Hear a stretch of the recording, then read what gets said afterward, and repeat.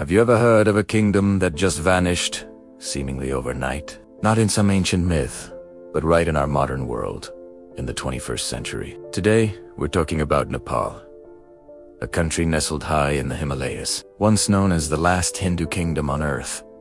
For centuries, its kings were worshipped as living gods, descendants of Vishnu himself. But then, in 2008, the monarchy, which had stood for over 200 years, disappeared without a trace. What a pity. How could a nation so deeply rooted in tradition undergo such a radical transformation so quickly? This isn't just a story about politics, it's a saga of royal intrigue, a tragic massacre, a people's uprising, and the birth of a new nation. Stick around, because this story is more shocking than any fantasy novel. To understand how the Nepalese monarchy fell, we have to go back to its very foundation. In the mid-18th century, the Himalayas were a patchwork of small, warring states. Then came a man with a vision, Prithvi Narayan Shah, the ruler of a small principality called Gorkha.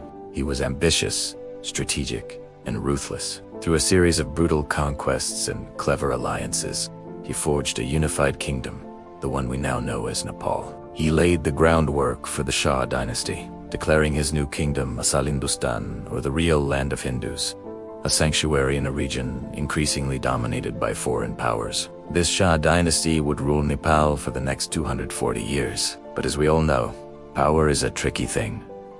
It rarely stays in one place for long. Fast forward about a century, and the Shah kings were still on the throne, but they weren't really in charge. The real power lay with another family, the Ranas. Jung Bahadur Rana, a charismatic and cunning nobleman, staged a coup in 1846. He didn't overthrow the king. Instead, he made the king a virtual prisoner in his own palace. He created the position of prime minister and made it hereditary within his own family. For the next 104 years, the Rana dynasty ruled Nepal with an iron fist, keeping the country isolated from the outside world while they lived in lavish European-style palaces. The kings were reduced to mere figureheads, their divine status a tool used by the Ranas to legitimize their own rule. It was a bizarre system, a kingdom within a kingdom, and it couldn't last forever. The winds of change began to blow after World War II. As India gained its independence from the British, the democratic ideals sweeping across the subcontinent finally reached the secluded valleys of Nepal. Nepalis who had been exiled to India formed political parties and started dreaming of a free nation. In 1950, King Tribhuvan, the grandfather of the last king, saw his chance. In a daring move, he fled his gilded cage and sought asylum in India, openly aligning himself with the anti-Rana movement. With India's support and a popular uprising at home, the Rana regime crumbled.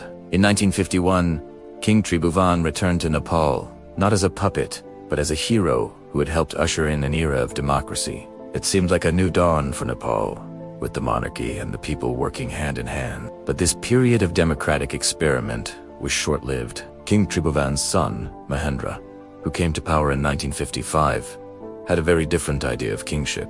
He was deeply suspicious of political parties and believed that only a strong, absolute monarch could truly unite and develop Nepal.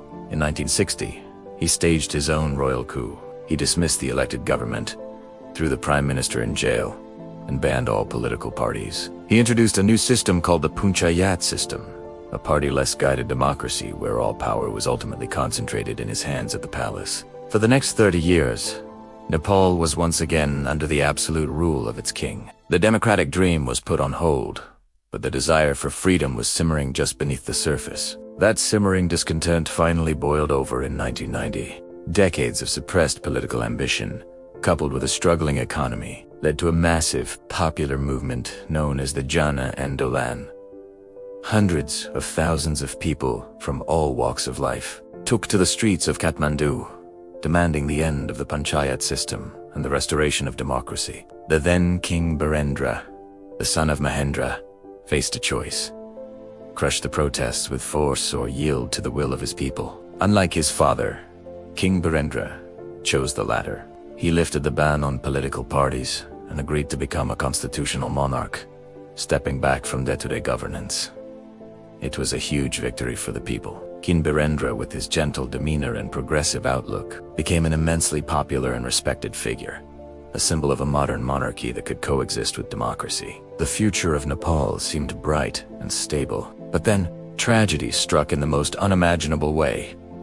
June 1st, 2001. This is the date that changed Nepal forever. It's a night etched into the nation's memory as the Royal Palace Massacre. What happened is still shrouded in mystery and conspiracy theories, but the official story is this. Crown Prince Dipendra, allegedly fueled by a dispute with his parents over his choice of bride, went on a rampage during a family dinner. He opened fire, killing his father, King Birendra, his mother, Queen Ish, and 7 other members of the royal family before turning the gun on himself. In a single night, the beloved royal family was wiped out. Dipendra was declared king while in a coma, but died 3 days later. The throne then passed to King Birendra's brother Gyan. The nation was plunged into grief and disbelief. How could this happen? The official explanation felt flimsy to many, and a deep sense of mistrust and suspicion towards the new king, Gyanendra, began to take root. King Gyanendra's reign was doomed from the start. He lacked the charisma and popular affection of his murdered brother. Worse, he seemed to harbor the same authoritarian ambitions as his father, King Mahendra. As a Maoist insurgency, which had been raging in the countryside for years, grew in strength and started to encircle the capital, Gyanendra used the threat of terrorism as a pretext to consolidate his power. In 2005, history repeated itself. Just like his father had done 45 years earlier, Gyanendra seized absolute power, dismissed the government, and declared a state of emergency. He promised to crush the Maoists and restore order, but he had fundamentally misjudged the mood of the country. The Nepali people had tasted democracy, and they weren't going to give it up without a fight. This time, the backlash was even more ferocious. The royal coup united 2 forces that had been bitter enemies: the mainstream political parties and the Maoist rebels. They signed a 12-point agreement, putting aside their differences to fight a common enemy: the king. In April 2006, the second, even larger popular movement, Jana Andolan II, swept the country. For 19 days, millions of people defied curfews and security forces, flooding the streets and bringing the country to a standstill. Their demand was clear: the end of the king's autocratic rule and the full restoration of democracy. Facing complete isolation at home and immense pressure from the international community, King Gyanendra had no choice but to surrender. On April 24, 2006, he went on television and handed power back to the people. But just restoring parliament wasn't enough. The king's actions had shattered the last vestiges of trust in the monarchy. The institution that was once seen as the divine protector of the nation was now viewed as an obstacle to progress and a threat to democracy. The newly restored parliament moved swiftly. They stripped the king of his powers, his control over the army, his title as a descendant of a god, and even his tax-exempt status. The final step came in 2008.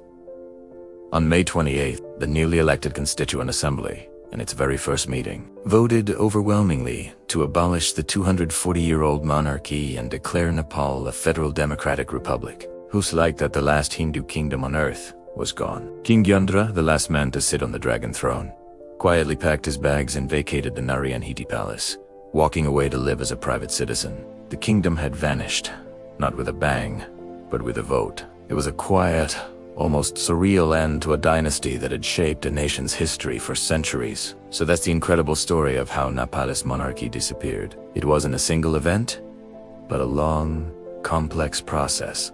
A history of power struggles, a people's growing desire for freedom, a horrific tragedy, and a king's fatal miscalculation. It's a powerful reminder that even the most entrenched traditions and institutions, even those believed to be divinely ordained, can be swept away by the unstoppable tide of history and the collective will of the people. What do you think? Was the abolition of the monarchy the right move for Nepal? Let me know your thoughts in the comments below. Thanks for watching, and if you enjoyed this deep dive into history, don't forget to like, subscribe, and hit that notification bell for more stories from around the world. See you next time.